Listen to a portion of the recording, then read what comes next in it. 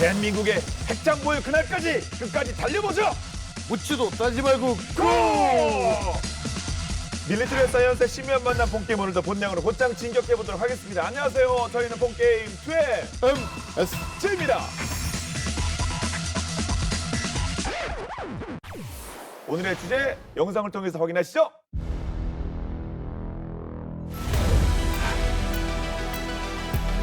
잠수함은 잠수함인데 좀 낯선데요? 좀 옛날 하고요. 예. 그렇죠?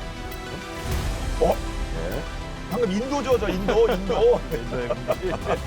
요즘 제가 인도 영화를 많이 봐서 딱 보니까 발리우드 영화를 많이 액션 장난 아닙니다. 네.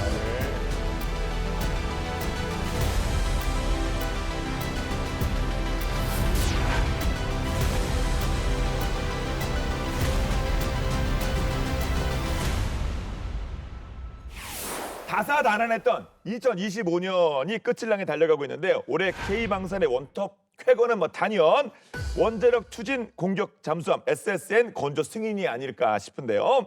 현 시점 핵잠을 보유한 나라는 단 6개국뿐인데 앞서도 잠깐 말씀드린 것처럼 저는 인도가 핵잠 보유국인지 몰랐거든요. 한국형 원자력 추진 잠수함이 앞으로 넘어야 할 기술, 제도적 이런 난관에 인도의 이야기가 조금 힌트가 되지 않을까 하는 의미에서 오늘 주제로 삼았습니다. 자, 인도가 세계 6번째, 아시아에서 2번째 오피셜 핵잠 보유국이죠. 네, 그렇습니다. 인도는요, 무려 1983년부터 ATV, Advanced Technological Vessel, 그러니까 첨단 기술 함정이라는 프로젝트를 착수를 해서 자국산 전략 원잠 SSBN의 보유를 추진을 해왔습니다. 사업명에서요, 함정, 그러니까 네. 베슬이라고 지칭한 이유는요, 자, 그 정도로 극도로 비밀스러운 사업이다. 썸마리는 안 한 게 예, 기만 작전이었나요, 나름? 그러니까요, 오. 베슬 하면 이게 수상함인지 뭔지 모르니까. 그래서 이제 인도는 이 ATV 프로젝트를 통해서 총 개발비 1,400억 루피, 그러니까 약 4조 원을 투자해 전부 5척의 전략 원잠 개발을 목표로 하고 있습니다. 그 이유는요, 안정적인 원유 수송로 확보를 명분으로 그 인도양에서 군사 활동을 강화하는 중국, 그리고 최대 수적인 파키스탄에 대응하기 위한 것이다 보시면 되고요. 자, 그래서 이 5척 중에서 3척은 중국에 대한 억제력이에요. 그러니까 2척이 순찰하고 예비로 1척 두고, 예. 그다음에 나머지 2척은 파키스탄에 대한 억제력, 즉 1척이 순찰을 하고 예비 1척을 두고, 자, 이런 식으로 운영을 하겠다라는 것이죠. 예. 83년부터 프로젝트 준비면 제가 국민학교 2학년, 3학년 때인 것 같은데 그러면 그 이후로 최초로 보유하게 된 건 언제입니까? 그러니까 인도가 최초로 이 잠수함을 보유하게 된 것은 2012년인데요. 거의 잠깐만 많이 늦은 거 아니에요? 30년 된 거 아니에요? 그렇죠. 거의 한 30년 만에 이제 확보를 한 건데 사실 정확히 보면은 독자 개발 턱도 없는 얘기고요. 예. 자, 이게 이제 이렇습니다. 인도의 방위 산업이라고 하면은 정말 악몽과도 같습니다. 그 인도 방산 생태계는요, 예산 초과, 전력화 지원 등으로 정말 악명이 높거든요. 가장 대표적으로 얼마 전에 추락했던 그 테저스 전투기 같은 경우도 계속 지금 개발만 줄줄이 하고 있습니다. 수십 년째. 예. 이제 이 ATV 프로젝트는 이제 내부적 문제가 원체 이제 심각하다 보니까 2012년에 러시아로부터 8,140톤급 원자력 추진 공격 잠수함 SSN 아쿨라2급인 네르파라는 함정을 10년 임대 형식으로 도입을 해서 운영을 한 겁니다. 그러니까 인도 해군 함명으로는요, INS 차크라2라고 부릅니다. 사진에 보시고요. 이 INS 차크라2는요, 최대 30노트까지 속도를 낼 수 있고요. 각 4개의 어뢰 발사관, 그러니까 650mm와 533mm 어뢰 발사관 각각 4개를 갖추고 있습니다. 73면의 승조원이 탑승할 수 있고요. 100일 정도 동안 보통 이제 운항을 할 수가 있습니다. 예. 원자력 추진 공격 잠수함 SSN 이런 것도 임대를 하나요? 전례가 있던 겁니까? 네, 인도가 사실 다른 나라로부터 이 원잠을 임대한 세계 최초의 나라고요. 그렇겠죠, 솔직히. 원잠을 임대를 하고. 예. 이 네르팜은 1993년 건조가 시작됐지만 자금 부족으로 완공이 지연되다가 2004년에 인도와 계약을 통해서 건조가 재개됐던 거고요. 인도는 그에 앞서서 이미 1987년에도 구소련으로부터 원자력 추진 순항 미사일 잠수함 SSGN인 찰리 1급을 임대를 했었어요. 아, 그래요? 네. 근데 이때는 이제 전투용이 아니고 훈련 목적용이었고 이 잠수함의 인도 해군 한 명이 바로 INS 차크라였던 거죠. 인도가 찰리 1급을 선택한 이유는 수중 대함 미사일을 탑재한 구소련 최초의 잠수함이었기 때문이거든요. 수직 발사기 기술을 좀 몰래 가져와 보려고 빌렸던 건데. 빌린 김에 네. 뜯어보자. 근데 왜 이렇게 호락호락 하겠습니까? 막상 인도 승무원이 원자로실과 미사일실에 접근이 안 돼서 아무것도 할 수 없었다라는. 세상에 공짜는 없군요. 그럼요. 예. 그러다가 어떻게 상황이 전개되냐? 근데 91년 12월에 구소련이 붕괴가 되잖아요. 그러면서 이제 러시아 연방이 그때 모라토리엄, 채무 유예 선언 이런 거 하게 되고 현금, 원자재, 잠수함 헬기 이런 방사능 물자 등이 섞인 패키지 형태로 차관을 갚고 연체하고 이런 상황들이 좀 많이 있었지 않습니까? 네. 이때 바로 인도에 구소련의 아쿨라 2급 잠수함을 넘겨주겠다고 제안을 하게 된 거죠. 나름 또 기회가 생겼네요. 그 흐름이 그렇게 된 거죠. 인도는 그때 약 20억 달러, 2조 6천억 원을 지불해서 아쿨라 2급 임대 및 설계도까지도 획득을 하게 됩니다. 그러니까 앞에와는 다른 상황이죠. 네. 그렇게 해서 인도가 2012년에 네르팜, 즉 INS 차크라 2를 자국 해군 기지에 배치하게 되고 미국, 영국, 러시아, 프랑스, 중국에 이어서 6번째 원잠 보유국이 된 겁니다. 예. 직접 만들지 못하더라도 또 임대라도 했다는 것 자체가 굉장한 것 같은데 결과적으로 효과 좀 봤습니까? 재미 봤습니까? 아유, 엄청나게 재미 봤죠. 인도는 원잠 도입에 있어서 우선 이제 임대를 해서 당면한 전력 수요를 충족을 시키면서 관련 기술 운영 경험, 아무리 무슨 미사일실 엔진룸 이렇게 접근 못하게 한다고 하더라도요, 운영을 운영합니다. 이 운영하는 경험이라는 걸 무시할 수는 없는 거고요. 이 핵무기를 탑재한 전략 원잠 SSB에는 엄청나게 긴 시간이 걸리더라도 우리 스스로 만들어야겠다. 예. 자체 건조하는 방식을 선택을 한 겁니다. 그래서 어쨌거나 임대와 자체 건조를 병행을 해서 하여튼 나름의 그 시너지 효과를 냈다. 인도 치고는 꽤 나름 효율적이고 그리고 본격적으로 달려들었다라고 평가할 수 있겠습니다. 예. 그러면 SSBN의 독자 개발은 ATB 프로젝트 통해서 된 거 아니겠습니까? 얼마 만에 성공했습니까? 꽤 많이 걸린 거죠. 그것도 30년 걸렸습니까? 예, 그러니까 보시면은요, 아까 말씀드린 게 1983년에 이제 첫 잠수함 개발에 착수했다고 하지 않았습니까? 그래서 사실 건조가 완료된 거는 2009년, 그러니까 이제 처음 사업 시작한 지 대략 한 26년 정도 만에 건조 완료가 됐습니다. 근데 이제 완료가 됐다는 거와 실전 배치는 좀 거리가 있는 얘기고요. 그렇겠죠. 자, 어쨌거나 이 아리한트라는 이름의 인도의 첫 국산 전략 원잠입니다. 메이드 인 인디아 아주 예. 그냥 딱 박아놨네요. 그럼요. 얼마나 자랑스럽겠어요. 이것도 원자력 추진 잠수함을 그래도 아무리 러시아 기술을 가져와서 만들었더라도 자기 힘으로 만든 건데. 자, 보면은요, 이 아리한트라는 이름은 적을 뜻하는 아리, 그다음에 한트, 요거는 파괴를 뜻한다고 합니다. 그래서 산스크리트어에서 유래를 해서 그러니까 적의 파괴자, 승리자 이런 뜻이겠죠. 자, 그래서 이렇게 독자 설계 및 건조를 했다고 하는데, 자, 사실은 이 설계를 보고 있으면요, 러시아의 아쿨라 원급 잠수함을 기반으로 만들었다고 평가가 됩니다. 그래서 길이가 110m, 폭은 11m, 무게는 6,000톤이고요.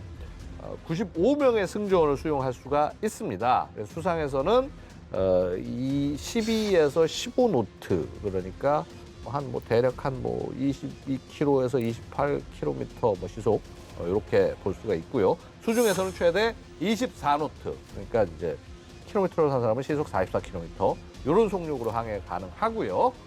SLBM 탑재용 수직 발사관은 4기를 탑재합니다. 참고로요, 우리 도산 안창호급, 우리 이게 원자력 추진 아닌데 그런데도 저희는 6발 탑재합니다. 1.5배 많습니다. 예. 그런데 2009년에 메이드 인 인디아 핵잠이 건조 완료됐는데 SSBN으로요. 근데 2012년에 3년 이후에 네르팜을 또 임대래요? 네. 어떻게 된 거죠? 이게 좀 답답하고 좀 가슴 아픈 사정들이 많이 있는데 이 아리안트 함의 해군 전력 공식 취역이 2016년 8월이거든요. 2009년에 건조 완료됐는데 예. 예, 한참 후에나 취역이 되게 된 건데 이 시험 평가만 7년이 소요가 된 거고 통상적인 시험 평가는 한 2년 만에 끝나는데요. 자, 이게 어떤 일들이 또 있었냐? 그 이후에 취역 직후에 2016년 10월에 승조원이 실수를 해서 해치를 열고 출항하는 사고가 생겨납니다. 어떻게 요즘 안전벨트 안 매면은 뭐 그런 것도 있잖아요. 안전장치 그런 것도 있는데 해치를 열고 잠수함이 그렇지, 해치를 열고 해치를 열고 그거는 예. 그래서 추진 시스템에 바닷물이 들어가는 바람에 이게 수리에만 10개월이 걸리게 돼요. 예. 상상도 할 수 없는 일이긴 하죠. 저 한 명의 실수 지금 뭐 역대급 아닙니까? 누군가가 또 알아챘어야 될 것 같은데 예, 물이 콸콸콸콸 들어오니까 이거 예. 누구야? 이렇게 된 거 아닙니까? 세상에. 결과적으로 그 인도의 나렌드라 모디 총리가 이 아리한트함이 첫 번째 전략 초기 임무를 성공적으로 마쳤다고 선언하는 날짜는 그로부터 또 2년여가 지난 와. 2018년 11월 5일이 되는 거죠. 뚝딱하면 1년, 뚝딱하면 2년이에요, 그냥. 그렇습니다. 네. 그래서 계산을 해보면 총 이제 35년이 걸린 그런 대장정이었던 거고 그래서 밀리터리 마니아들 사이에서 그 인도의 원잠 개발 프로젝트는 기술, 예산 일정 등에서 반복된 시행착오와 예. 설계 오류로 세계적 삽질의 사례로 회자가 되고 있습니다. 예. 해치를 열고 출항 정도라고 하면 이게 상상이 이게 시동이 안 걸려야 되는 거 아닌가. 근데 일단 뭐 그렇게 해서 그 운영이 되고 있다는데 거기에 이제 들어간 그 원자로 있지 않습니까? 원자로. 네. 그 원자로를 어떻게 개발했대 인도가요? 이것도 뭐 어려웠죠. 이 잠수함은 그 고농축 우라늄을 원료로 사용을 하는 83메가와트, 그러니까 11만 1000마력 가압 경수로로 구동이 되는데 인도가 바바 원자력 연구센터에서 이 자체 원자로 프로그램을 시작을 했었습니다. 네. 근데 결과가 잘 안 나오니까 1998년에 원자로 개발에 포기를 하고 아, 러시아로부터 원자로 설계를 구매를 했어요. 아니면 빨리 접는 게 낫긴 하죠, 사실. 네. 그렇게 해서 2004년에 이 바바 원자력 연구센터가 러시아 지원에 힘입어서 80메가와트급 가압 경수로 시제품을 제작, 시험했고 이제 임계에 도달했다. 그러니까 네. 가동을 시작했다라는 상황이 된 거죠. 그렇군요. 그 아라한트급 뭐 저걸 다 때려잡는다 뭐 그런 의미라면서요. 예. 그럼 뭐 두 번째, 세 번째 잠수함들 이렇게 진수 이렇게 좀 잘 가고 있는 겁니까? 비교적 그렇다고 볼 수 있죠. 그러니까 아리아트 뜨뜻미지근해요 오늘. 인도라서 조금 조심스럽게. 그렇군요. 예. 뭔가 화끈한 얘기가 안 나오고 예, 이렇게 좀 예. 하여튼 뭐 우리 그래도 우리는 인도를 사랑합니다. 그렇죠. 예, 자, 우리에게 예. 또 필요한 걸 다 예. 우리가 벤치마킹 해야 되잖아요. 그럼요, 예, 그럼요. 실제 쓰고 있는 나라니까. 이게 되게 오늘은 배울 게 많은 예. 내용이라고 리스펙, 말씀드리겠습니다. 리스펙. 네. 리스펙. 자, 그래서 이 아리안트급의 두 번째 잠수함인 그 INS 아리가트. 요거는 이제 2019년에 건조를 시작해서 2024년 8월에 취역을 했습니다. 아리가트도 역시 적을 파괴하는 자라는 뜻이라고 하고요. 자, 세 번째 잠수함인 그 INS 아리드하만. 요거는 2021년 11월에 진수가 됐습니다. 요 뭐 아리드하만은 영원히 승리한다 뭐 이런 의미라고 하는데요. 2021년 11월 진수니까 이제 취역이 임박할 것으로 예상되고요. 원래는 2025년까지 취역이다라고 보도를 했는데 뭐 분위기상은 뭐 일단 올해 다 끝났죠 사실은.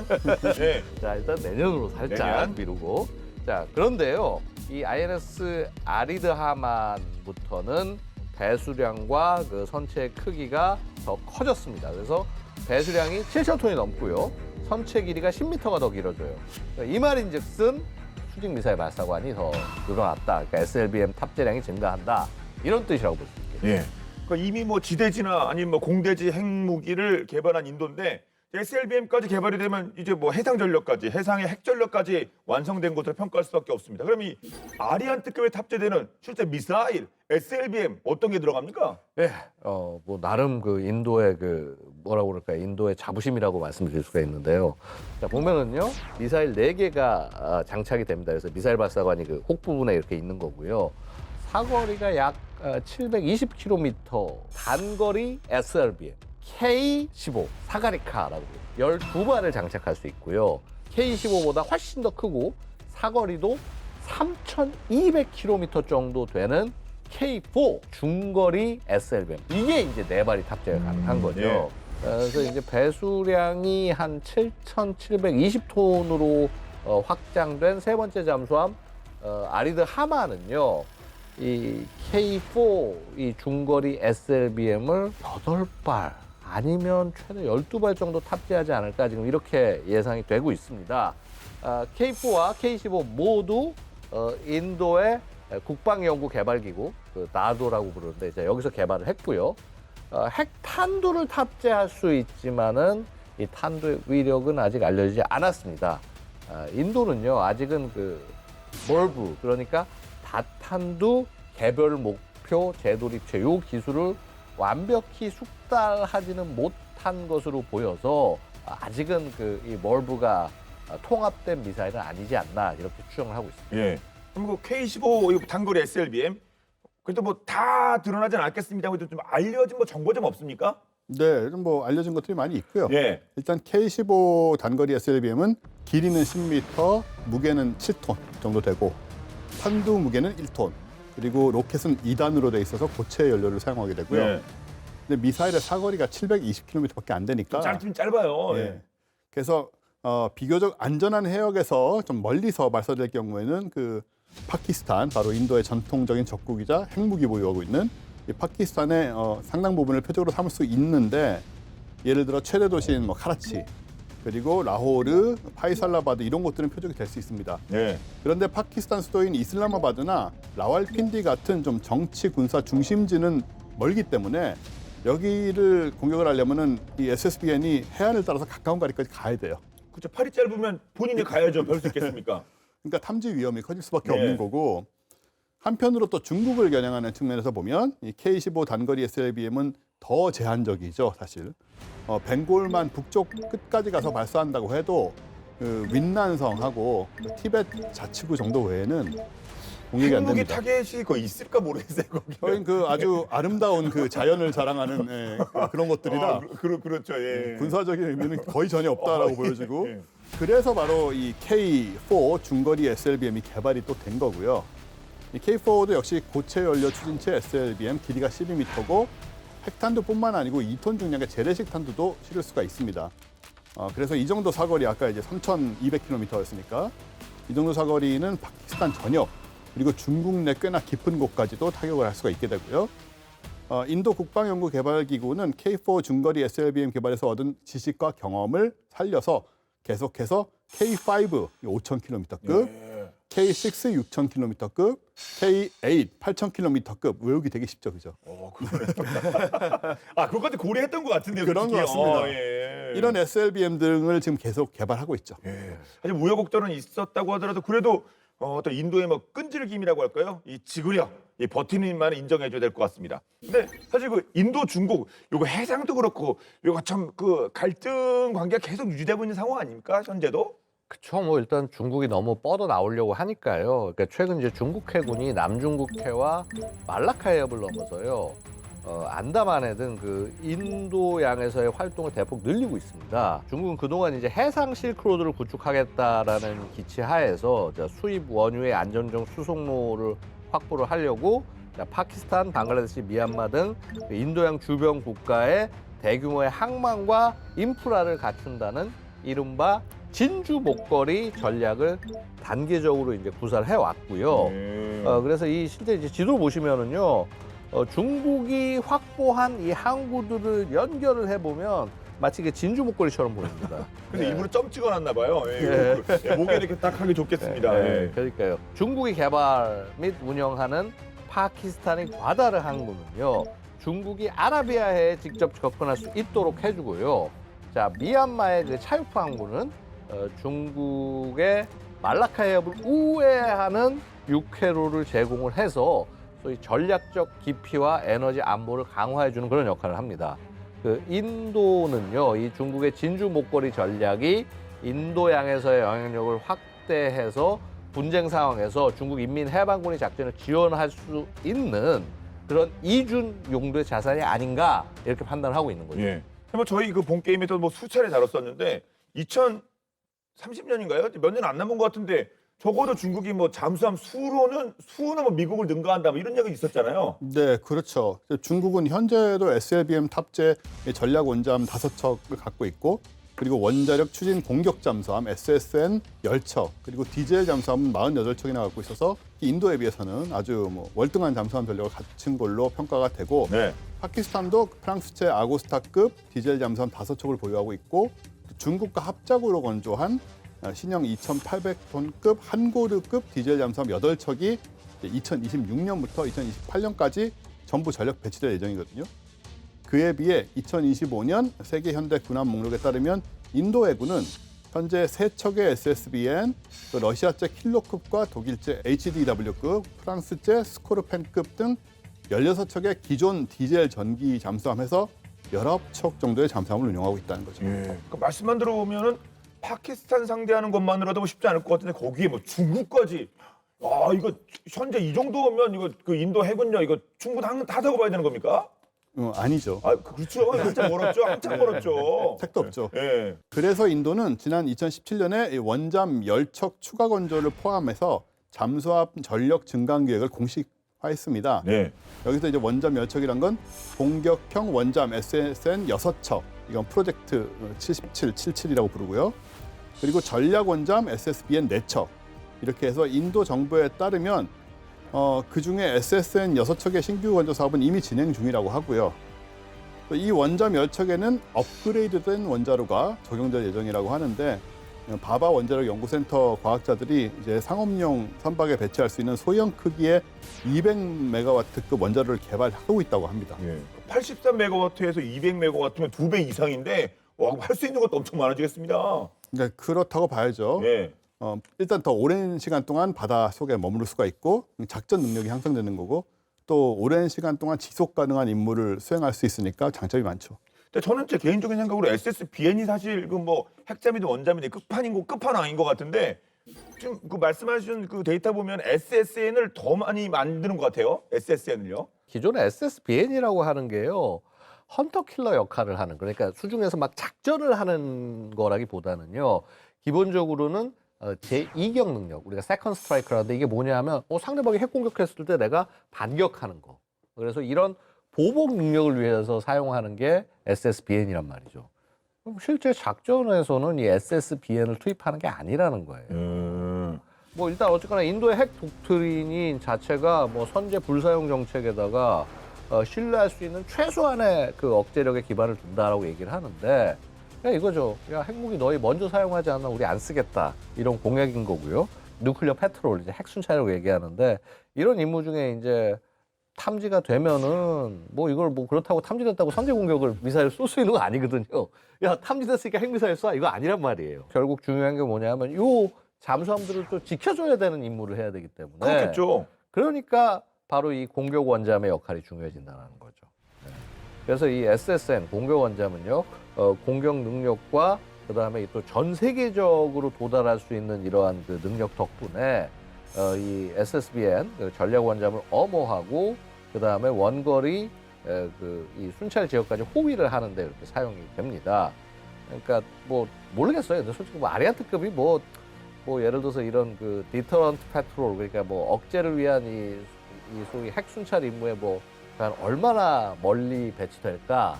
이거 갈 수 있는 범위는요, 결국에 SSN이 얼만큼 커버를 해주냐에 달려 있다라고 말씀드릴 수가 있고요.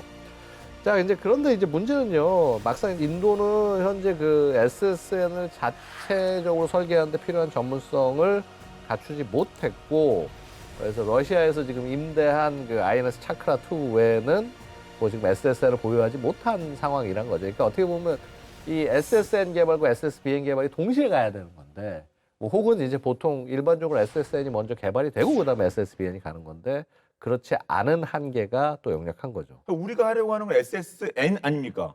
그렇죠. 예. 그럼 오히려 잘 됐네요. 뭐 인도도 아직 준비가 좀 덜 됐으니까 우리랑 같이 서로 같이 뭐 코업도 하고 그럼 좋은 거 아닙니까? 사실 협력은 쉽지 않고요. 쉽지 않고, 근데 우리가 개발하는 방향이 SSN부터 시작해서 점차 나아간다라고 하는 거는 맞죠. 뭐 그다음에 사실 정확히 말씀드리면 우리는 SLBM 있잖아요. 핵탄두가 없어서 그렇지.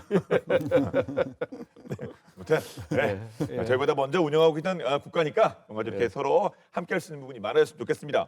네, SSBN 4척 추가 계획은 또 발표가 됐는데 이건 기존의 아리안트보다 당연히 뭐 개량이 되고 업그레이드가 됐겠죠? 네, 그렇죠. 이 아리안트급보다 약 2배 무거운 무려 배수량 13,000톤에 달하는 2배요? 네. 와, 10,000톤 넘어가는군요. 예, S5급 차세대 SSBN으로 보면 되는데 설계는 이미 다 됐다고 합니다. 그래서 2027년부터 건조에 들어갈 것으로 알려졌는데 아마 완성까지는 꽤 시간이 걸리지 않을까 짐작이 되고 VLS는 12기에서 16기로 최대 12발 혹은 16발의 그 K6 사거리 6,000km짜리 이 SLBM을 탑재할 계획이라고 하고요. 여러 개의 독립적으로 표적 가능한 다탄두 개별 목표 재도립체 머브를 장착할 예정인데 아까 말씀하신 것처럼 기술이 완성되지 않아 보여서 어떻게 될지는 좀 두고 봐야 될 것 같고 나머지는 기밀입니다. 클래시파이드인가요? 네. 자, 그런데 본방 야사를 여러분께 소개해드릴 때마다 와 진짜 세상에 별 사람 많다, 괴짜 많다 이런 생각이 자주 드는데요. 한 평범한 고등학생이 집안에 원자로를 만들었다면 여러분 믿으시겠습니까? 와 원자로 덕후가 벌인 충격. 원자로 덕후가 있는 것도 신기한데요. 원자로 덕후인 고등학생이 벌인 충격적인 실험의 전말 본방 야사에서 살펴보도록 하겠습니다. 보시죠.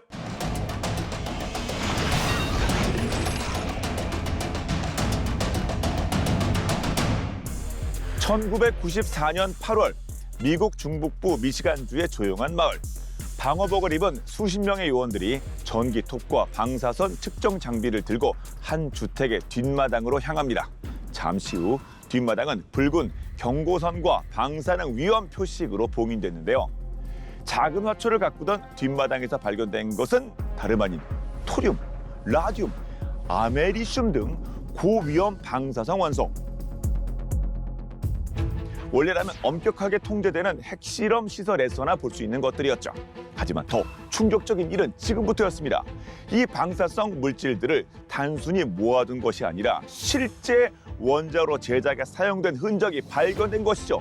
그리고 그 위험한 실험을 진행한 주인공은 너무나 평범한 한 10대 소년이었다는 겁니다. 보통의 가정집 안에서 원자로를 만들어 미국 전역을 뒤흔든 충격 실화, 지금부터 본방 야사에서 추적해 보겠습니다.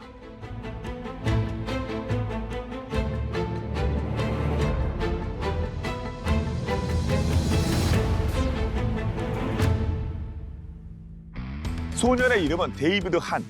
꼬마 시절부터 유난히 화학 실험에 매료된 아이였죠.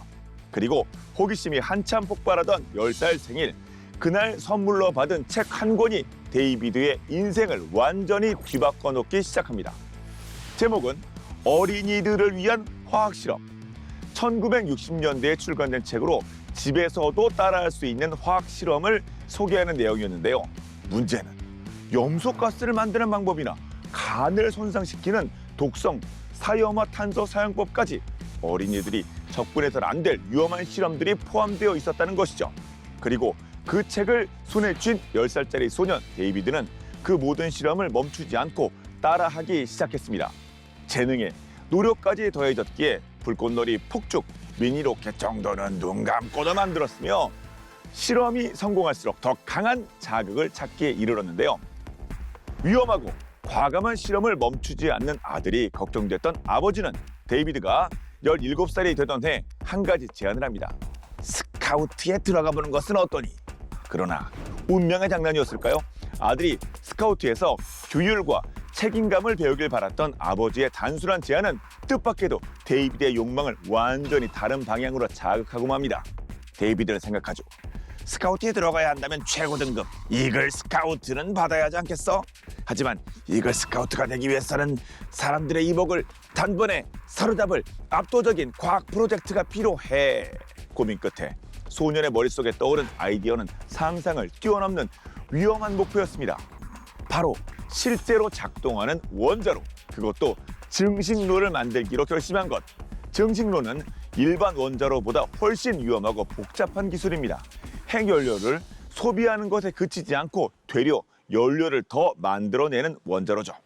이 기술은 전략 핵 잠수함, 핵무기와 직결되는 분야로 1960년대 미국 정부조차 막대한 예산을 쏟아부었던 전략 기술이었는데요. 그 복잡하고 위험한 국가 프로젝트에 세상 물정 모르는 한 10대 소년이 도전하게 된 겁니다. 그는 집 뒷마당 작은 창고를 자신만의 비밀 핵 연구소로 정하고 원자로 제작 계획을 세우죠. 그리고 다음 단계는 방사성 물질을 구하는 것. 데이비드는 일상용품 속에 미량의 방사성 원소가 포함되어 있다는 사실을 알아내고 즉시 실행에 옮기는데요. 한 기업에 자신을 교사라고 속이고 편지를 보내 폐기된 화재 경보기 100개를 개당 1달러에 구매하는 데 성공. 그 안에서 아메리슘 241을 추출해냅니다. 다음은 토리움. 철물점에서 낡은 가스 등 멘틀 수천 개를 주문해 토치로 하나하나 태운 뒤 고순도 토리움을 추출하죠.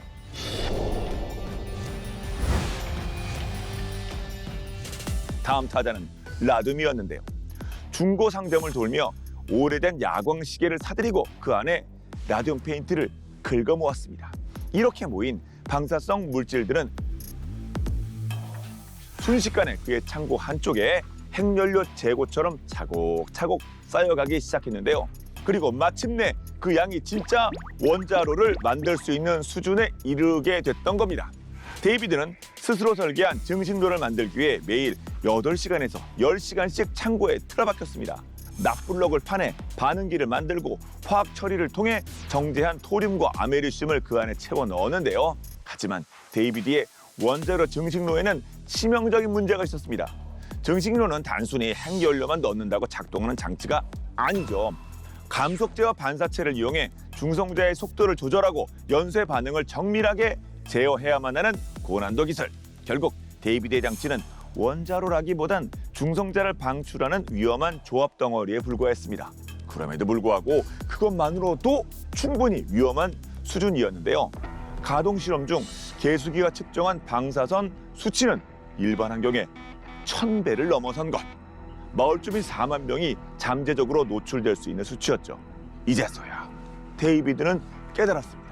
자신이 만든 장치가 위대한 과학이 아니라 수천 명의 주민들을 위험에 빠뜨릴 수 있는 재앙이었다는 것을요. 겁에 질린 데이비드는 1994년 8월 31일 새벽 서둘러 증식로를 해체하기로 합니다. 방사성 물질 일부는 창고에 숨기고 나머지 장비와 기계는 자신의 차 트렁크에 실었죠. 그렇게 데이비드의 위험한 원자로 실험이 세상에 묻히게 됐을까요? 철묘하게도 그날 동네에서 타이어 도난 사건이 발생했는데요. 이와 관련해 검문을 진행하던 경찰들에게 트렁크에 의심스러운 기계 장치를 싣고 있는 17살 소년이 목격된 겁니다. 경찰은 단순 장난 수준을 넘어선 알 수 없는 장비와 도구들을 보고 전문가들의 판단이 필요하다고 생각하게 됐고 곧바로 미 연방수사국 FBI, 환경보호청, 원자력기구 전문가들까지 수십 명의 요원이 총 출동하게 됩니다. 그리고 그들이 데이비드의 차 트렁크 내부를 확인한 순간 그것이 단순 실험 장치가 아니라 원자로 구성 부품이라는 사실에 경악했으며 데이비드의 집이 있던 그 지역은 곧 방사능 긴급 대응 구역으로 지정되기까지 하는데요. 결국 1995년 6월 26일 환경보호청은 이 집 전체를 위험물질 정화 지역으로 지정합니다. 실험에 쓰였던 모든 장비는 철저히 수거돼 유타주 방사성 폐기물 매립장으로 옮겨 묻혔죠. 심지어 창고 바닥과 뒷마을의 흙까지 파내는 정화 작업이 이루어졌는데 여기에 들어간 비용은 무려 한화 약 1억 2천만 원이라고 하네요. 이 놀라운 일을 꾸민 데이비드, 어떻게 됐을지 궁금하시죠? 그는 결국 FBI에 연행되지만 미국은 이 사건을 두고 꽤 난감해하는데요. 개인이 원자로를 만든 경우라는 전례가 미국 역사상 단 한 번도 없었기 때문 처벌 조항 자체가 존재하지 않았던 겁니다. 결국 데이비드는 처벌을 피하게 되지만 이 사건 이후 미국은 새로운 법을 제정하게 되죠. 개인은 원자로를 가질 수 없다. 그리고 이 사건 이후 데이비드는 잊을 수 없는 별명을 얻게 되는데요. 바로 방사능 보이스카우트. 보이스카우트 배지를 받고 싶다는 단순한 꿈 하나로 그는 뒷마당에서 원자로를 만들기에 이르렀는데요. 그러나 어린 천재의 집착은 결국 호기심을 넘어 재앙에 가까운 결과를 불러왔습니다. 고등학교 졸업 후에도 그는 원자로에 대한 미련을 버리지 못하고 혼자 실험을 계속 이어갔고요. 방사능 노출 이후에는 정신적 불안까지 겹쳐 안타깝게도 젊은 나이에 생을 마감하고 말았습니다. 위대한 실험은 세상을 바꾸는 혁명이 되기도 하지만 때로는 돌이킬 수 없는 파국으로 이어질 수 있다는 점을 잊지 말아야겠습니다. 천재긴 천재인데 너무 위험한 이게 그 실험을 하다 보니까 결국 이제 본인도 이렇게 안타깝게도 생을 좀 짧게 마감하고 이거 참 가슴 아프네요. 네, 또 반면에 주변의 관심과 지원 덕분에 비슷한 길을 가다가 또 전혀 다른 미래를 찾은 경우도 있는데요. 네. 미국의 잭슨 오스왈트는 12살에 집 차고에서 핵융합을 성공시켰고요. 예. 그리고 테일러 윌슨이라는 사람도 14살에 핵융합 장치를 만들었습니다. 근데 이게 핵융합하면 어마어마한 것 같지만 사실 뭐 전기가 생산되고 이런 건 아니고 이제 실험용 장비로 예. 아주 작은 규모에서 이제 핵융합을 가능케 한 거지만 어쨌든 되긴 된 거거든요. 14살에 12살에 중성자 검출이 되면 이제 이게 확인되는 거거든요. 네. 이것이 핵 영재 교육 아니겠습니까? 이게 집안에 인싸. 이건 집안에 차고가 있어야 가능한 거예요. 그렇죠. 그런 데가 있어야지 할 수가 있는 거고 아파트에서 어떻게 하겠습니까? 예. 두 사람 전부 지금은 이제 좋은 과학자로 성장했다고 합니다. 그렇군요. 제도권으로 들어가서. 예. 네. 그렇죠. 그래서 이번 사건을 통해서 그 미국은요 개인의 허가 없이 핵물질이나 원자를 소지할 수 없도록 법적 틀을 마련했다고 합니다. 그러니까 이전까지는 이런 틀이 없어가지고 그냥 상상이나 했겠어요. 설마 한 거죠. 예, 너무 누가 구한다고 법을 만들어? 예, 개인은 핵 뭐 원자를 막 보유할 수 없다. 그걸 누가 보유해요? 어쨌거나 이 원자로라는 기술이 얼마나 위험하고 관리가 필요한 것인지 전 세계가 다 함께 인지하는 계기가 됐으면 합니다. 네.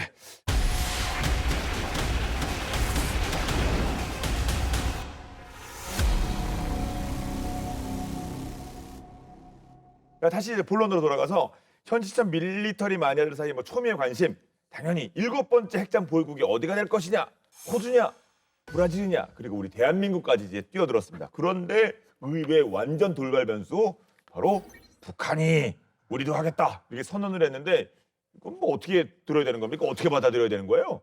일단은요, 그러니까 의지는 분명하다고 봐야죠. 근데 물론 이제 행동 하나하나가 정말 이게 이 사실과 부합하냐는 그거는 좀 우리가 보수적으로 봐야겠습니다만은요. 의지만큼은 절대로 우리가 격하해서 봐서는 안 되겠다 싶습니다. 그래서 일단 그 지난 2021년 그 1월에 8차 당대회에서 이 북한은 전략 원잠 SSBN의 개발 의지를 천명을 했습니다. 그러고요. 그 무려 4년 뒤인 그 올해 3월 바로 이 SSBN 선체의 건조 장면을 공개를 합니다. 이 사람을 대비해서 그 선체의 크기, 받침목 수량 등을 고려해 보면은요, 야 이거 일단 최소한 5천 톤은 무조건 넘고 한 거의 뭐 잘하면 10,000톤급도 나오지 않나 이런 가능성이 제기가 되고 있습니다. 북한이 만약에 이제 5에서 6년 내로 전략 원잠을 만든다면은 지금 이제 호주가 오커스를 통해 가지고 해서 그 원잠을 추진을 하고 있지 않습니까? 근데 호주보다 앞서서 세계 7번째 원잠 보유국이 될 수도 있다라는 거죠. 예. 사실 북한이 그 이미 자기들은 핵 잠수함을 만들었다라고 얘기를 합니다. 그래서 이게 뭔 소리냐면 2023년 9월에 북한이 김군옥 영함이라는 배를 진수한 거 기억하시죠? 근데 이제 우리가 기억하거든요. 이거 그냥 디젤 전기식 그냥 기존 레가시 잠수함 아니야? 그 기존 잠수함 아니야? 네. 그런데 북한에 대한 얘기가 뭐냐면, 야 우리가 이렇게 디젤 발전기 돌리고 이렇게 모터로 가는 그 재래식 잠수함이긴 하지만 우리 핵무기 쏘잖아. 그러니까 핵 잠수함이야. 자 이게 우리가 이제 이걸 조작적 정의라고 얘기를 하는데 그걸 통해 한 마리 말장난 하는 거예요. 자 우리 핵 잠수함 가졌다. 근데 애초에 원래 이제 핵 잠수함이라고 우리가 핵잠 많이 얘기했는데 평가를 하려면 최소한 원자력 추진에 그다음에 핵무기를 탑재를 하는 그런 모습이 필요한 것이고요. 게다가 이제 문제는요. 이 김군옥 영호가 그렇게 해서 건조를 했는데 이건 얘가 지금 바다로 기어 나와서 이렇게 시험 평가하고 있는 모습이 아직 포착이 안 되고 있어요. 아 그래요? 예. 진수한 지 2년 넘었잖아요. 2년 넘었는데 정말 아무 소식도 없습니다. 감감무소식이. 완전 스텔스 기능이 있기 때문은 아니겠죠? 완전 스트레스 기능이 있어도 이 위성엔 잡히는데 예. 위성에서 안 잡히는 기술을 북한이 개발했다고? 야 이거 대단한데? 자 근데 어쨌거나 그래서 또 웃긴 게 뭐냐면요. 올해 또 80주년 그 노동당 창건 80주년 열병식 했잖아요. 보통 열병식 하면은 또 SLB의 뭐 북극성 그 잠수함 봐서 탄도미사일 끌고 나와가지고 막 잔뜩 과시하고 해야 되는데 아니 이것도 안 끌고 나오고. 근데 물론 이제 바다에서 발사하는 게 이전에 없진 않았어요. 이 기간 동안에. 근데 보면은 잠수함을 쏜 게 아니라 수중 잠수되는 바지 테스트 베드에서 발사를 한 것밖에 없었습니다. 그렇습니다. 그래서 면밀히 더 분석을 해봐야 되는데 그래서 더 걱정이 되는 게 그 러시아의 뭐 이것저것 보병이니 뭐 탄약이니 지원해주면서 거기서 또 핵심 기술을 또 받은 것이 아닌가. 이건 계속 이게 골칫거리 아닙니까? 네, 그래서 사실 보도에 따르면 러시아가 올 상반기에 퇴역한 핵잠에서 두세 개의 추진 시스템하고 또 작동 중인 원자로 증기 터빈 필수 냉각 시스템을 떼다가 북한에 공급했을 가능성이 있다는 그런 얘기가 나왔어요. 떼서 그냥요 줘버렸다고요? 오, 네. 예. 러시아는 수십 년 동안 이 블라디보스토크 인근의 즈베주다 조선소에서 이 핵잠수함을 해체를 해왔는데 인근에 굉장히 많은 잠수함의 원자로 격실들이 지금 보관이 돼 있습니다. 그리고 이 사진을 보시면 여기 보면은 이제 잠수함들이 이렇게 있습니다. 네. 근데 여기 이쪽을 보시면 지금 이게 아쿨라급 잠수함 선체가 이제 원자로 구획 주변에서 열려 있는 모습으로 파악이 되거든요. 뭐 열고 이렇게 뭔가 떼내고 있는 이런 상황인데 아마 그 원자로 및 관련 기기를 저기서 지금 제거하고 있는 게 아닌가 추정이 되고 이것이 바로 북한에 공급된 것이 아닐까라는 이제 후보로 거론되는 그런 상황이고요. 네. 이 아쿨라급 잠수함이 바로 2021년 여름에 인도에서 러시아로 반환된 바로 그 네르팜입니다. 오. 뭔가 임대 기간 끝난 다음에 소유권 이전 뭐 이런 게 아니라 그냥 반환으로 이제 제때제때 하나 보네요. 10년 네. 만에. 반환이 그렇게 됐는데 이제 이유가 있어요. 2020년 4월에 네. 이 인도에 있던 네르팜 선체에서 고압 공기 탱크 폭발 사고가 발생을 합니다. 어이구 무슨 폭발 사고가 잠수함에서 났으면 이거 꽤 심각한 거 아닙니까? 네, 뭐 무슨 이유인지 모르겠지만 네, 그런 못 써먹는 사고가 거 아니에요, 솔직히? 그래서 인도가 계약 기간보다 빠른 2021년 6월에 이걸 반환을 하게 되거든요, 러시아에. 러시아 해군사령부가 이렇게 가져와 보니까 이 수리 및 현대화하기 너무 비싸다. 네, 폐차가 낫겠다. 그런 거죠. 폐선이라고 해야 되나요? 예. 저기다 돈을 더 쓰느니 그래서 폐기할 것으로 제안을 한 거고요. 그래서 저렇게 이제 저런 상태에서 있게 됐고 그렇게 부품이 떼가진 게 아닌가라고 생각이 되는데 아쿨라급 잠수함은 190메가와트급의 출력을 낼 수 있는 OK650B 가압수형 원자로 한 기를 탑재를 하고 있는데 이 원자로는 43,000마력 증기 터빈 2기를 구동을 합니다. 예. 사실이라면 저것이 북한에 전해졌다면 북한이 자체 SSBN을 건조하는데 엄청난 도움이 될 거고요. 증거는 없지만 가능성은 생각할 필요가 있는 거죠. 그렇군요. 근데 이제 그렇죠. 우리 왜 전손 폐차를 다시 부품을 모아서 뭔가 새로운 걸 만든다. 이거 어떻게 믿고 탑니까? 믿고 탈 수가 없죠. 그렇죠. 아무리 친애하는 뭐, 예. 그렇죠. 예, 뭐 그거를 그 거라고 하더라도요. 예. 예, 근데 뭐 어쨌거나 이제 그런 결정이 아니면은 아마도 이 확보할 가능성이 없기 때문에 이제 이런 것들이 얘기가 제시가 되는 거고 원래 북한 자체가 뭐 애초에 그 이러한 짓을 굉장히 잘하기 때문에 완전히 바리바리 부서진 거를 갖다가 다시 모아서 만들 가능성 무시할 수는 없습니다. 생각해 보면은요. 전략 원잠이라는 것 자체가 뭐 어마어마한 몸값하고 유지비 때문에 공짜로 줘도 웬만한 국가는 운영 못해요.